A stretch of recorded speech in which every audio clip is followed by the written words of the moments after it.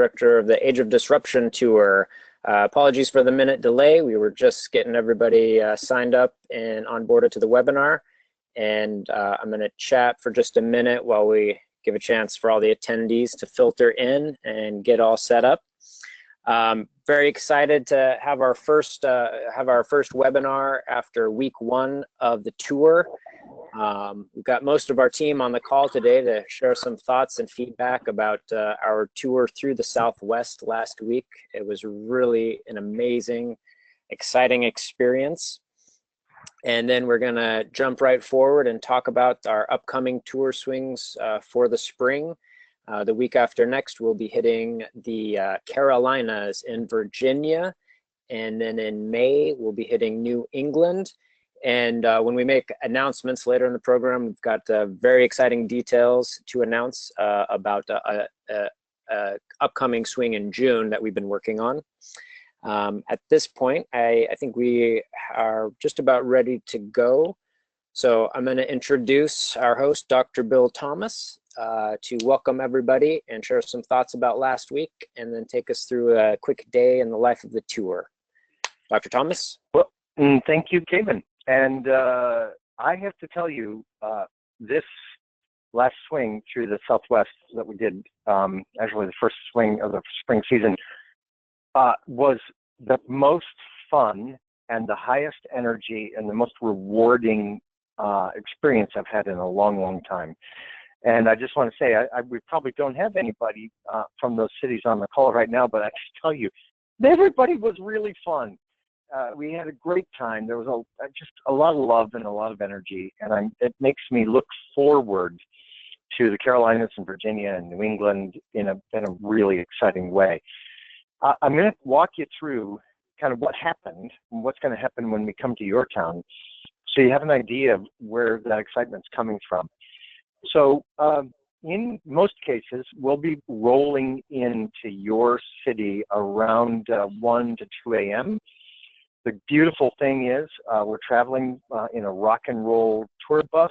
We have our own driver. We're all booked. You don't have to do anything. We just roll out of the bus, get a room, catch some sleep, and in the morning, we have a little time to sort of get organized, and then my day really starts around 10 a.m. Around 10 o'clock in the morning, I'm available for media, and we've had some great success with media on the Southwest Swing. Print, TV, radio, lots of different outlets wanting to tell a story about a positive vision of aging. And I think you're going to hear more about that going forward. Then at noon, we do something that is a real highlight. It's an invitation-only community conversation over lunch, sponsored by AARP, where I have to admit, I get to have lunch every day of the week with the coolest people in every city. And that is really fun and great. And the lunch and conversation is exactly that. It's not a lecture. It has no objectives or outcomes. It's about bringing good people together around things they're passionate about and listening and learning. And sure, I throw in my 2 cents here and there, but I think everybody who's attended these lunches has come away feeling a tremendous sense of optimism and a lot of energy for ongoing change. And Bill, I just want to interject since you're calling in.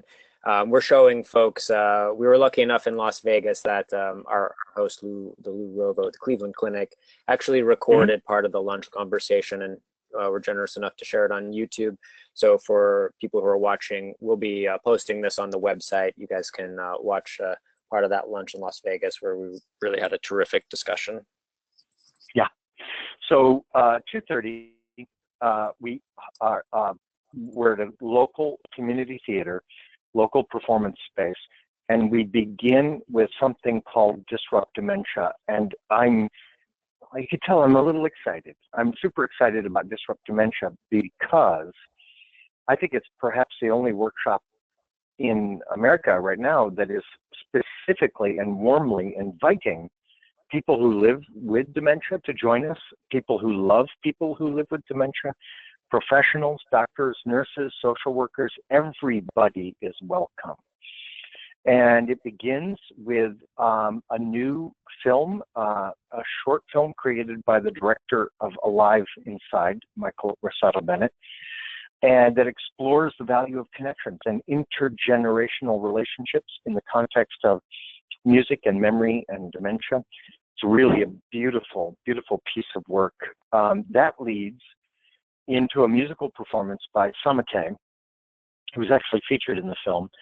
A very soulful performance by Samate that includes a story, his story of becoming a refugee in Africa and finding a new home and a new family in the United States. And I think it's a wonderful metaphor for the journey a lot of us are on, including people living with dementia.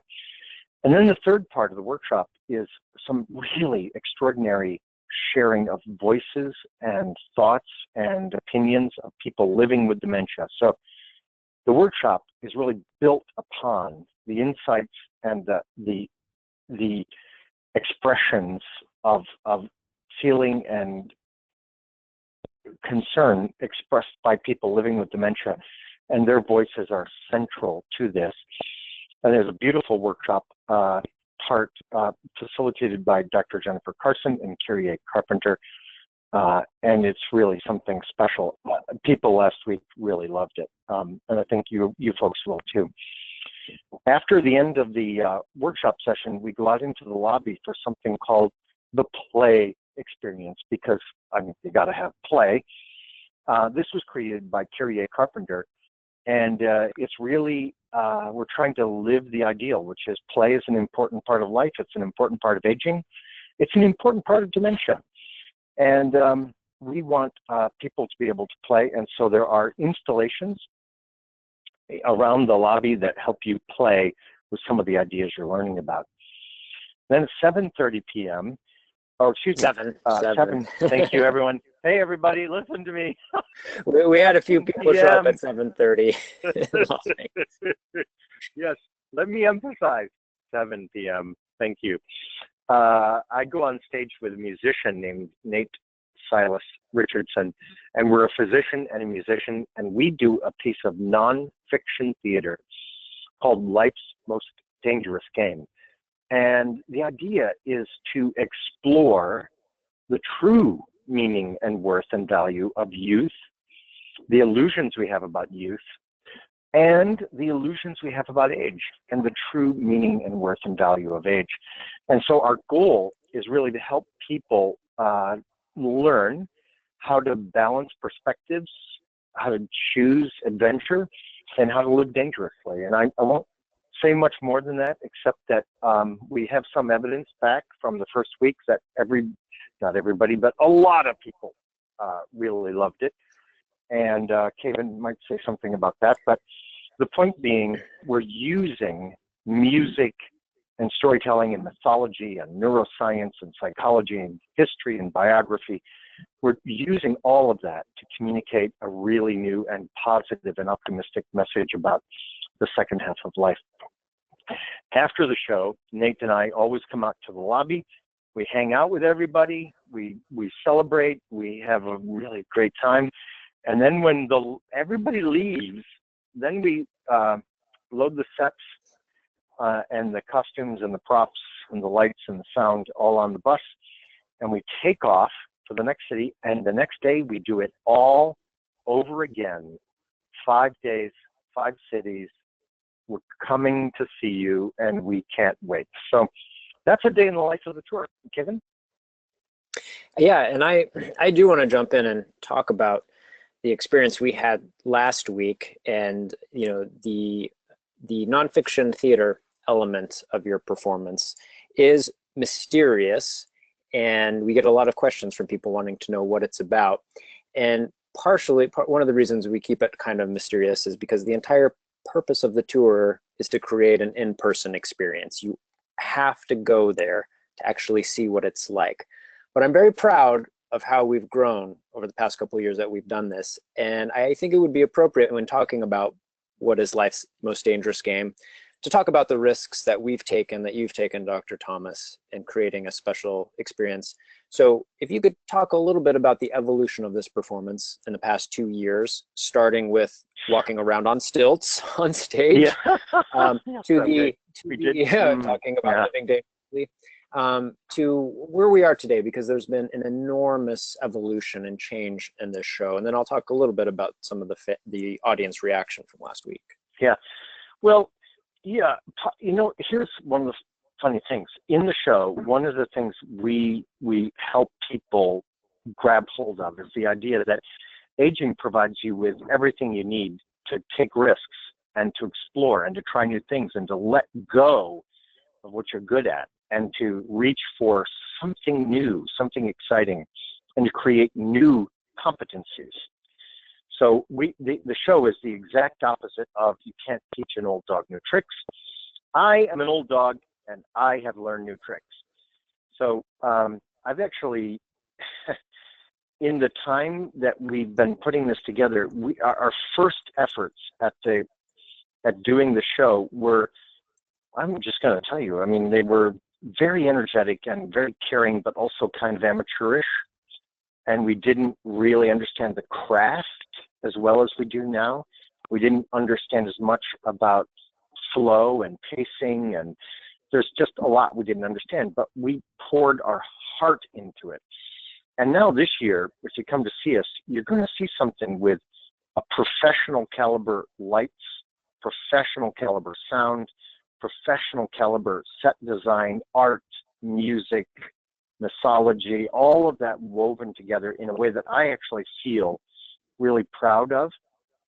And some of the greatest validation we get actually is from people that we call dragged-alongs, who are people who got dragged along to this performance, and they tell me out in the lobby, wow, you know, I don't work in this, I don't do anything in this field, but you really made me think. And that's payoff for me. That makes it all worthwhile for me. So, Kevin, if you want to throw out some evidence of our growth and change, I'd love that. Yeah.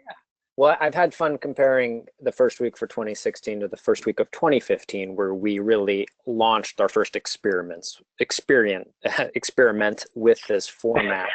And, you know, we do a survey of the audience, and we're actually we're applying for a grant to build a more robust research element into the performance, because we're really trying to measure if we can shift people's attitudes about aging.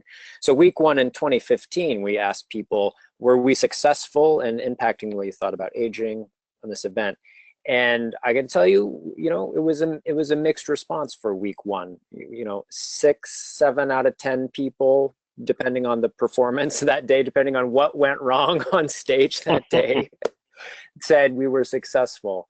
Last week, 9 out of 10 people said it was amazing and completely opened their eyes to a different way of thinking about aging. So we are all really thrilled by that response, and I think that's really gotten us excited about the potential moving forward in terms of how this movement grows. Great. So we wanted to hear some of the other voices from the tour, and I would like to shift now and talk a little bit more about Disrupt Dementia, the afternoon workshop. I have an important announcement. We've been working really hard for many weeks on turning this workshop into a credited education component, something that we can provide CEUs to people who participate. And that also puts us on a level where we can do some research and really study the impact that we're having. And so I've invited our 2 facilitators, Dr. Jennifer Carson and Curie A. Carpenter, to talk for just a couple minutes about the research behind the workshop and kind of what they hope people get out of it. So Jennifer, if you could start off, we'd appreciate it. Sure. It's great to be on this call, and I'm looking forward to meeting everybody in person on the tour. And you know, it's interesting as a researcher, an academic. I think my experience so far on the tour, and taking a page out of Dr. Bill Thomas's book, I'm going to call it Research Reimagined. And you know, it's this amazing opportunity to take research that has been conducted not on people living with dementia, but research that's been conducted in partnership with people who are living with dementia, and taking it from the pages of scholarly journals and putting it on a stage where the research is, it becomes research-based storytelling, might be an appropriate way to describe the experience, set to amazing music. So yeah, so research-based storytelling set to amazing music, which creates such a transformative educational experience. You know, being in the field of education, we know that most people are not auditory learners. And if we want to help mobilize change, and we want to help, you know, raise consciousness and also provide some, you know, groundbreaking education and research, I think that this is probably the best vehicle for doing that, on a stage. So it's been great. I had the opportunity to bring a couple of research projects that I've been involved in the past, that have been led through the Murray Alzheimer Research and Education Program out of the University of Waterloo up in Ontario, Canada. And at the time, this research was, it was led by a tremendous academic, Dr. Sherry Dupuy, and her team. And I was just a doctoral student, but I had the opportunity to be a research partner with Dr. Dupuy and an amazing group of other researchers. And in that amazing group of other researchers were always people who are living with dementia. And so they worked alongside us as our research partners on a couple of the projects that Curie A and I are bringing to the stage in Disrupt Dementia. So it's a great opportunity to bring the voices of my partners. I wish that they could all jump on the tour bus as well, but I think there's only 12 cots or bunks, and so space is a little limited. But this is really our way of honoring people who are living with dementia as being our teachers, as being our research partners, and as being people who can really help lead us all back to a deeper sense of our humanity. And for me, I feel like that is what the last week experience has been like, just really connecting with the words and the wisdom of elders who I was fortunate enough to connect with through my various research initiatives, but bringing all of that onto the stage and engaging with it in this new way, this research reimagined. It has been personally transformational. You know, when I read the words of my partners on stage set to music, I have a visceral experience with those. I really am feeling my research on a very different level, and I hope I'm able to convey that emotional experience and share it with members in the audience as well. We're having a really good time. Yeah. Excellent. Thank you so much, Jennifer. And that is some of the feedback we're hearing has just been an amazing experience for folks. And I would like to invite Curie A to jump on board as well. She's part of the workshop, facilitating the workshop, sharing these stories. And Curie A, if you could also share at the pivot then, the workshop itself includes activities that go out of the theater and into the lobby and are really built around fostering some engagement and communication with the audience. So Curie, if you can, yep, great, you got your microphone unmuted. Go ahead. Yeah, no, for sure. It's been really great, as Jennifer said, working together, and we share words from elders that we knew who were living with dementia, and Jennifer shares a lot of tools that were created in partnership. And then we've woven together the lobby experience with the Disrupt Dementia workshop. So after this very visceral, very emotional, honoring experience of the wisdom of elders, you have an opportunity to integrate some of those learnings. And yeah, the part of the lobby is based on some research that I did, the play method, which was born out of a thesis that I did when I was studying psychology from the Jungian perspective, and I was working with elders, and I started noticing that some elders were suffering less than others in really similar situations, and started talking to them and being with them and noticing these different facets, really noticing ageism and how that increases the suffering that comes with aging. And I got really passionate about researching that, and came up with a way, because ageism is such an unconscious thing in our culture, a way to remind us every day of the lessons that and the wisdom that aging can teach us and ways to integrate that. And that's where play was born out of, an energetic reminder, an acronym. And so in the lobby, yeah, for each of these letters, we have activities to help you embrace these facets of life. So P stands for pacing, and it's no shock to anyone that America is very fast-paced, and aging can teach us about the right pace for a given moment, and that the fastest way isn't always the best way. And life story integrates in with alive inside of music and memory, and talking about different ways to tell our stories outside of the resume and the Facebook feed. What else is there other than these like listed accomplishments? What about these emotional stories that music can connect to, even when our specific memories may no longer be with us?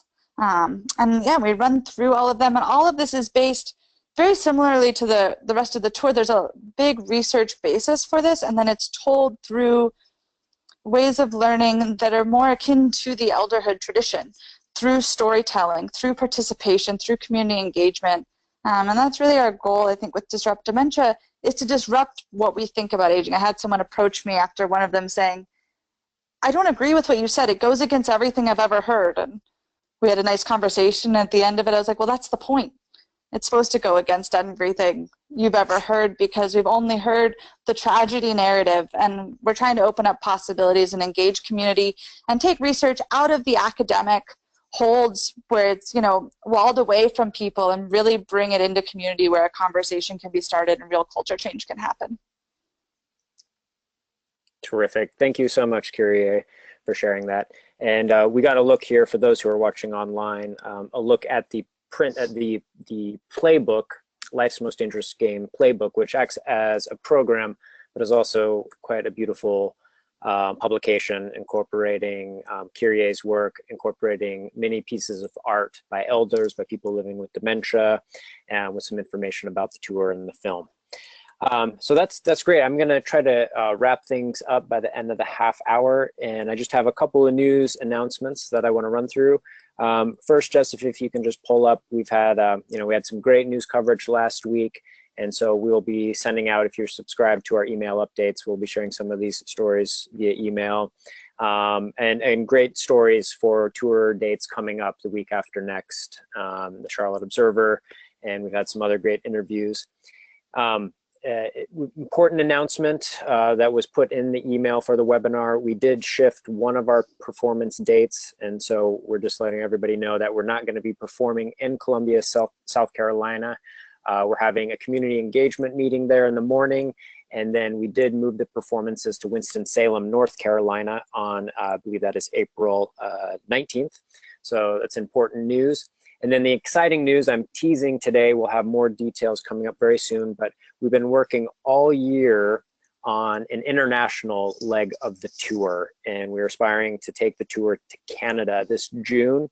And we got some great updates today. It looks like all of those pieces are coming together, and we have a meeting tomorrow to finalize some of the details. And if that all works out, we will be announcing tour dates in June for tour swing through some of the maritime provinces in Canada. We're very excited about that opportunity. Other than that, I want to thank everybody for taking the time to participate in our webinar. We are obviously just really excited and energized after our first week on the road, and we can't wait to come to your cities later on this year. If you have any questions, Joseph, if you could just throw up the tour email, tours@drbillthomas.org. Make sure you reach out to us. We'd love to connect. We are looking for community partners, people who want to get involved and help out in any way. We welcome you. And Bill, if you can wrap things up and say goodbye. We're all set. Well, I will, and I just want to say the number, and I hope you felt it today on the webinar, the number one emotion that's associated with this tour is gratitude. It's a tremendous gratitude and thankfulness that we have the opportunity to come and be with you and to share exciting new ideas with you and enthusiasm. And I just want to say we love being with you, and I look forward to it very, very much. I'll see you down the road.